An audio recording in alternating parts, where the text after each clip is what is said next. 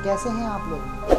मैं आज की इस वीडियो में क्लास 6 का सिविक्स का चैप्टर नंबर 2 विविधता एवं भेदभाव लेकर आया हूँ। तो हमने पिछले चैप्टर में बहुत कुछ पढ़ा है, तो अगर आपने अभी तक वो वीडियो नहीं देखी है तो अभी जाके उस वीडियो को देख लें, तभी ये चैप्टर आपको समझ में आने वाला है। तो आइए चैप्टर को स्टार्ट। जैसा कि हमें इस चैप्टर के नाम से ही पता चलता है कि विविधता एवं भेदभाव यानी विविधता और भेदभाव के बारे में पढ़ना है। तो विविधता के बारे में हम चैप्टर नंबर 1 में ही पढ़ चुके हैं। तो अगर आपने अभी तक उस वीडियो को नहीं देखा है तो उसका लिंक मैं डिस्क्रिप्शन बॉक्स में दे दूँगा नीचे, तो प्लीज़ जाके देख लें। और आइए स्टार्ट करते हैं इस चैप्टर को। तो जैसे कि कई बार जो लोग दूसरों से अलग होते हैं उन्हें चिढ़ाया जाता है, उनका मजाक उड़ाया जाता है और या फिर कई गतिविधियों यानी एक्सरसाइज में उनको शामिल नहीं किया जाता है। अगर हमारे दोस्त या दूसरे लोग हमारे साथ ऐसा व्यवहार करें तो हमें दुख होता है, गुस्सा आता है और हम असहाय महसूस करते हैं। क्या आपने कभी सोचा है कि ऐसा क्यों होता है? इस पार्ट में हम यही समझेंगे कि कोशिश करेंगे कि ऐसे अनुभव हमारे समाज और हमारे आसपास मौजूद असमानताओं भेदभाव से कैसे जुड़े हुए हैं। तो इस चैप्टर में हमें बहुत कुछ पढ़ना है। भेदभाव क्या होता है ये पढ़ना है, और ये रूढ़िवादी सोच क्या है, धारणाएं क्या है, और ये पूर्वाग्रह क्या है, और डॉक्टर भीमराव अम्बेडकर जी के बारे में जानेंगे। और हम ये भी जानेंगे कि जितने भी हमें मौलिक अधिकार प्राप्त हैं, जैसे समानता का अधिकार,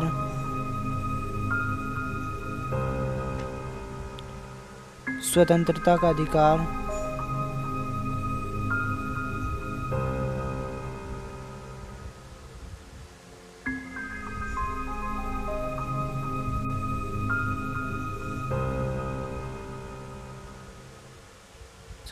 का अधिकार, और धर्मनिरपेक्षता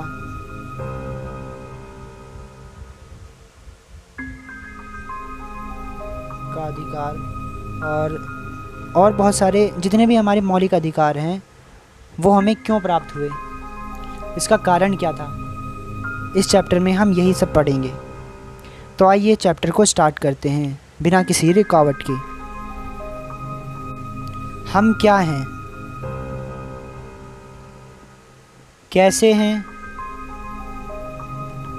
ये कई चीज़ों पर निर्भर करता है। हम कैसे रहते हैं, हमारा रहन सहन,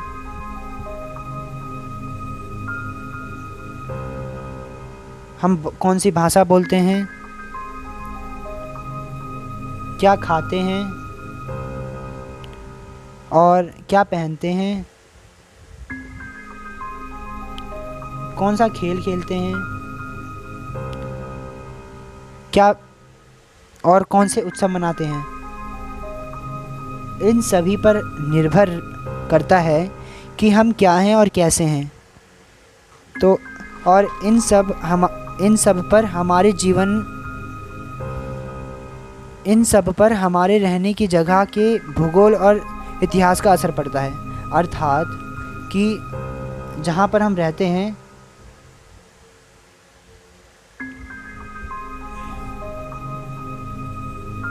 इन सब के कारण जहाँ पर हम रहते हैं वहाँ के भूगोल और इतिहास पर असर पड़ता है। हमने पिछले चैप्टर में इतिहास और भूगोल को अच्छी तरह से समझा था। अगर अभी तक आपने वो वीडियो नहीं देखी है तो जाकर देख लें, तभी आपको ये चैप्टर समझ में आएगा। तो आगे बढ़ते हैं। जैसा कि हम जानते हैं कि हमारा जो भारत देश है वो विविधताओं का देश है। तो यहाँ पर मुख्य तौर पर 8 धर्म हैं, और उन सभी धर्मों के अनुयायी यानी मानने वाले यहाँ पर रहते हैं और यहाँ 1600 से भी ज़्यादा भाषाएं बोली जाती हैं। और जो लोगों की मातृभाषाएं हैं, यहाँ 100 से भी ज़्यादा नृत्य अर्थात डांस किए जाते हैं। फिर उसके बाद और क्या आप जानते हैं, जहाँ विविधता होगी वहाँ पर खुशी और दुखी दोनों चीज़ होगी। अर्थात जहाँ पर अच्छाई होगी वहाँ पर बुराई भी होगी। तो हमेशा विविधता हमारी खुशी का कारण नहीं बनती है, बल्कि कभी कभी यह हमारे दुख का भी कारण बनती है। हम उन लोगों के साथ सुरक्षित अस्वस्थ महसूस करते हैं, यानी कि हम उन लोगों के साथ अच्छा महसूस करते हैं जो हमारी तरह दिखते हैं, हमारी तरह बात करते हैं, हमारी तरह कपड़े पहनते हैं और हमारी तरह ही सोचते हैं। तो कभी कभी जब हम ऐसे लोगों से मिलते हैं जो हमसे भिन्न हो, तो हमें वे बहुत अजीब और अपरिचित लगते हैं। कई बार हम समझ ही नहीं पाते हैं या जान ही नहीं पाते हैं कि वह हमसे क्यों अलग हैं। लोग अपने से अलग दिखने वालों के बारे में ख़ास तरह की राय बना लेते हैं। मतलब कोई व्यक्ति हमसे अलग दिखता है तो उसके बारे में लोग एक अलग ही सोच बना लेते हैं। जैसे विकलांग, तो हमारे मन में विकलांगों के लिए एक अलग धारणा बन जाती है, एक अलग विचार रहते हैं कि वो लंगड़ा है, उनका मजाक उड़ाते हैं हम। तो ऐसा करना बहुत गलत होता है। तो आइए इसके बाद समझते हैं पूर्वाग्रह। उदाहरण के लिए कोई व्यक्ति विकलांग है तो हम उसके बारे में एक अलग ही सोच बना लेते हैं कि वो इतना एबिलिटी नहीं है उसमें कि कुछ कर सकता है, पर वो भी तो एक इंसान है, विकलांग भी एक इंसान है। तो उसमें भी हमारी तरह सोचने की क्षमता है और हमारी तरह भावनाएं हैं, तो हमें उसकी भी कदर करनी चाहिए। इसी तरह की लोगों में एक राय बन जाती है। पूर्वाग्रह क्या है, ये है इसका डेफिनेशन। तो जैसे जब हम किसी के बारे में पहले से ही कोई राय बना लेते हैं और उसे हम अपने दिमाग में बिठा लेते हैं तो वह पूर्वाग्रह कहलाता है। तो जैसे कि हम किसी व्यक्ति के बारे में अपने दिमाग में एक राय बना लेते हैं, विचार बना लेते हैं कि वो ऐसा है, तो यही हमारे दिमाग में बैठ जाता है। तो इसी को ही पूर्वाग्रह कहते हैं। जैसे ग्रामीण लोग या शहर लोगों के बारे में हम कुछ धारणाएं अपने मन में, कुछ विचार, थॉट्स दिमाग में बिठा लेते हैं, उसी को पूर्वाग्रह कहते हैं। जैसे कि ग्रामीण लोगों के लिए आधे से ज़्यादा भारतीय गाँव में रहते हैं, ये सोचते हैं हम। और ग्रामीण लोग अपने स्वास्थ्य को लेकर सतर्क नहीं होते, वह बहुत अधिक अंधविश्वास होते हैं। और शहरी लोगों के लिए हम एक राय बना लेते हैं कि शहरी जीवन बड़ा आसान होता है, यहाँ के लोग बिगड़े हुए और आलसी होते हैं, ये हमारे दिमाग में बैठ जाता है। और शहर में लोग अपने परिवार के सदस्यों के साथ बहुत कम समय बिताते हैं, तो ये भी हमारे दिमाग में एक तरह के पूर्वाग्रह ही है जो हम अपने दिमाग में बिठा लेते हैं कि वो वैसा है। तो इसी को हम पूर्वाग्रह कहेंगे। फिर इसके बाद जैसे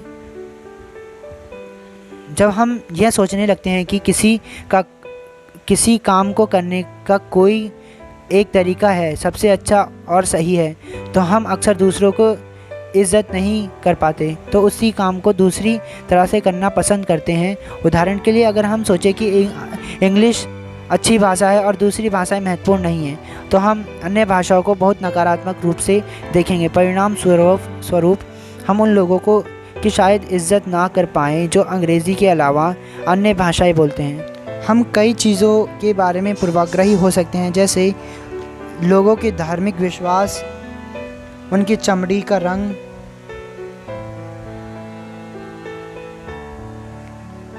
और जिस क्षेत्र से वे आते हैं, जिस तरह से वे बोलते हैं, जैसे कपड़े वे पहनते हैं, आदि से हम पूर्वाग्रही हो सकते हैं। अर्थात जैसे कि हम सोचें, एग्जाम्पल से समझते हैं, जैसे उत्तर पूर्व और दक्षिण में रहने वाले लोग हमसे बहुत भिन्न होते हैं। हम मैदानी क्षेत्र में रहते हैं जैसे, और हम उत्तर पूर्व और दक्षिण के क्षेत्र में देखें तो वो लोग हमसे बहुत ज़्यादा भिन्न होते हैं। इसके कारण हम उनके बारे में बहुत ज़्यादा पूर्वाग्रही हो सकते हैं। हमारे मन में उनके बारे में बहुत सारे ऐसे विचार, ऐसी धारणाएं, ऐसा पूर्वाग्रह हो सकता है जो उनके लिए बहुत ही गलत साबित। फिर आइए समझते हैं लड़का और लड़की में भेदभाव। तो आइए समझते हैं लड़का लड़की में भेदभाव। तो हम एक सेंटेंस से समझते हैं, जैसे कि वह सेंटेंस है ये, वह रोते नहीं है, वह रोते नहीं। तो ये ज़्यादातर लड़कों या पुरुषों के साथ जोड़ा जाता है। ये वाला सेंटेंस जो है वो लड़कों या पुरुषों के साथ जोड़ा जाता है, कि कहा जाता है कि तुम लड़के हो, तुम रो नहीं सकते। मतलब पुरुषों के लिए कहा जाता है कि वह रोते नहीं हैं, और लड़कों के लिए भी यही कहा जाता है कि वह रो नहीं सकते, रोते नहीं। बचपन में जब लड़कों को गिर जाने पर चोट लग जाती थी तो माता पिता एवं परिवार के अन्य सदस्य अक्सर ये कहकर चुप कराते थे कि रो मत, तुम तो लड़के हो, लड़के बहादुर होते हैं, वे रोते नहीं हैं। जैसे बच्चे बड़े होते जाते हैं वह यह विश्वास करने लगते हैं कि वे लड़के रोते नहीं हैं। यहाँ तक कि अगर किसी लड़के को रोना आए भी तो हम अपने आप को रोक लेते हैं। लड़का यह मानता है कि रोना कमज़ोरी की निशानी है। हालांकि लड़कों और लड़कियों दोनों का कभी कभी रोने का मन करता है, खासकर जब उन्हें गुस्सा आए या दर्द हो। लेकिन बड़े होने तक लड़के सीख जाते हैं या अपने को सिखा लेते हैं कि रोना नहीं है। अगर एक बड़ा लड़का रोए तो उससे लगता है कि दूसरे उसे चिढ़ाएंगे या उसका मजाक बनाएंगे, इसलिए वह दूसरे के सामने रोने से अपने आप को रोक लेता है। हम लगातार सुनते हैं कि लड़के ऐसे होते हैं, लड़कियां ऐसी होती हैं। समाज में इन मान्यताओं को हम बिना सोचे समझे मान लेते हैं। हम विश्वास कर लेते हैं कि हमारे व्यवहार इनके अनुसार ही होना चाहिए। इन सभी लड़कों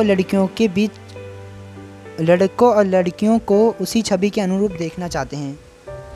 तो आइए समझते हैं इसके बाद रूढ़िबद्ध धारणाएं क्या होती है। तो आइए समझते हैं रूढ़िबद्ध धारणा।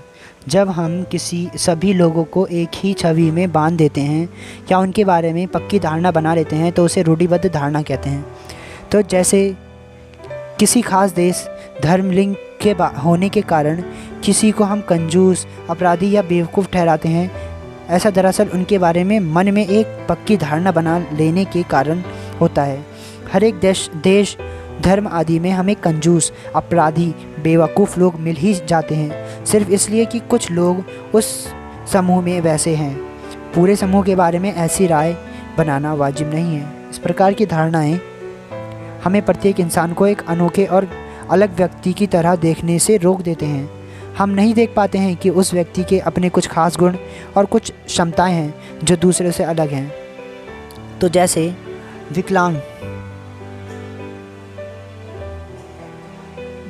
विकलांग है, उसके बारे में हमारे मन में एक अलग ही धारणा बन जाती है। हमारे मन में ये धारणा आ जाती है कि ये जो विकलांग है ये कोई भी काम नहीं कर सकता है। तो ये गलत है। जो विकलांग है उसमें एक अलग ही खासियत है, अलग ही गुण है और अलग ही क्षमता है जिसके कारण वह कुछ भी काम कर सकता है। तो रूढ़िबद्ध धारणाएं बड़ी संख्या में लोगों को एक ही प्रकार के खांचे में जड़ देती है। जैसे माना जाता था कि हवाई जहाज़ उड़ाने का काम लड़कियां नहीं कर सकती हैं। इन धारणाओं के कारण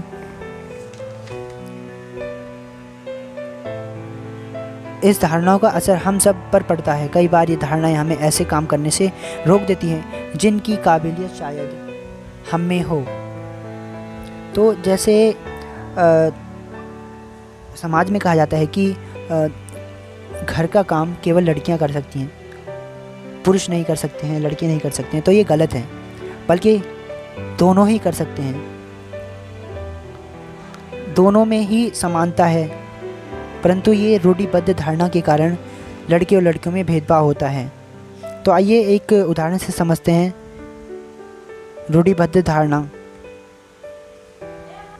तो जैसे हम मुसलमानों के लिए हमारे मन में एक रूढ़िबद्ध धारणा है, तो जैसे मुसलमानों के बारे में ये आम रूढ़िबद्ध धारणा है कि वह लड़कियों को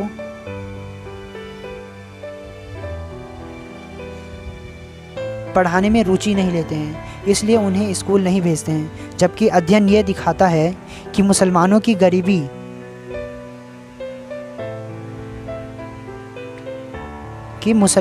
गरीबी इसका एक महत्वपूर्ण कारक है। गरीबी की वजह से ही लड़कियों को स्कूल नहीं भेज पाते हैं, स्कूल से जल्दी निकाल लेते हैं। जहाँ पर भी गरीबों तक शिक्षा पहुँचाने के प्रयास किए गए हैं, वहाँ मुसलमान समुदायों के लोगों ने अपनी लड़कियों को स्कूल भेजने में रुचि दिखाई है। उदाहरण के तौर पर केरल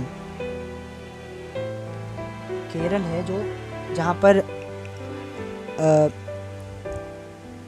जहाँ पर स्कूल प्राय घर के पास होते हैं। सरकारी बस की सुविधा बहुत अच्छी है, जिससे ग्रामीण क्षेत्रों में शिक्षकों को स्कूल पहुंचने में मदद मिलती है। उनमें 60% महिला शिक्षक हैं।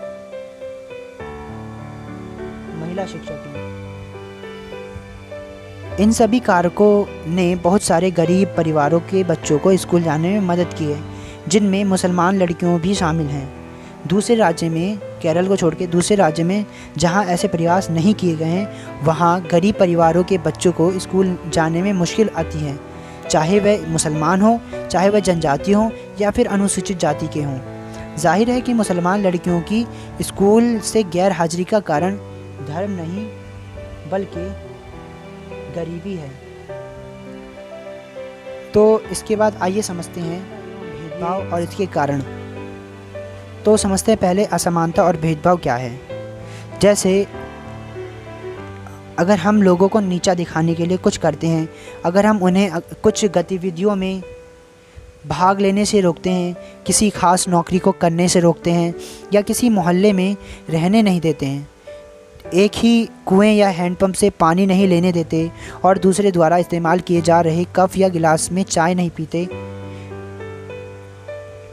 तो इसका मतलब है कि आप उनके साथ भेदभाव कर रहे हैं। तो भेदभाव का अर्थ है